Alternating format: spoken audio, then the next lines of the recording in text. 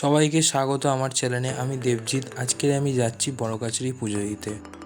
ঠাকুরপুকুর থেকে বাগড়াহাটের মানুষের কাছে এই বড়কাছারির মন্দির খুবই জাগ্রত। কেউ যদি দূর থেকে এই মন্দিরে পুজো দিতে আসতে চায়, তাদের কাছে সবথেকে সহজ উপায় হবে এই যে ঠাকুরপুকুর বাজার থেকে এই মন্দিরে পুজো দিতে আসার জন্য অটো আসে।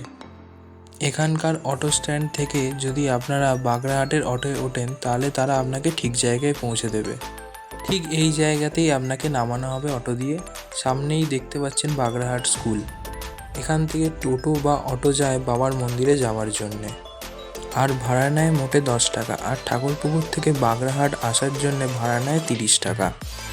টোটো প্রায় মন্দিরের সামনে অবধি পৌঁছে যায়। একটু হেঁটে গেলেই আপনারা সামনে মন্দির দেখতে পাবেন।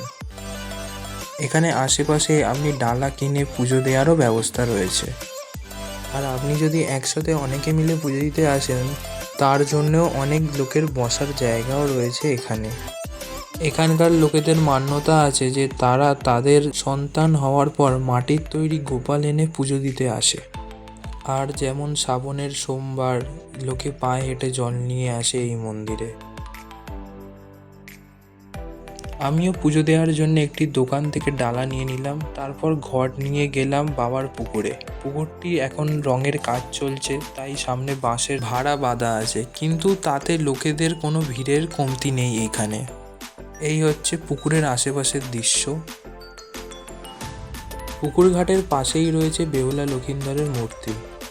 তারপর আমরা প্রধান মন্দিরের দিকে চলে গেলাম। মন্দিরে 3 বার প্রদক্ষিণ করে মন্দিরের ভেতরে ঢুকতে হয়। এখানকার লোকেদের তাই মান্যতা। যেই কথাটি আমি বলছিলাম যে ভক্তরা মাটির তৈরি গোপাল এনে দিয়ে যায় এখানে পুজো, সেটাই আপনি দেখতে পাবেন। এত ভিড় থাকার কারণে আমি আর ভেতরে বেশি ভিডিও করতে পারিনি, আর মন্দিরের ভেতরে ভিডিও করার অনুমতি নেই।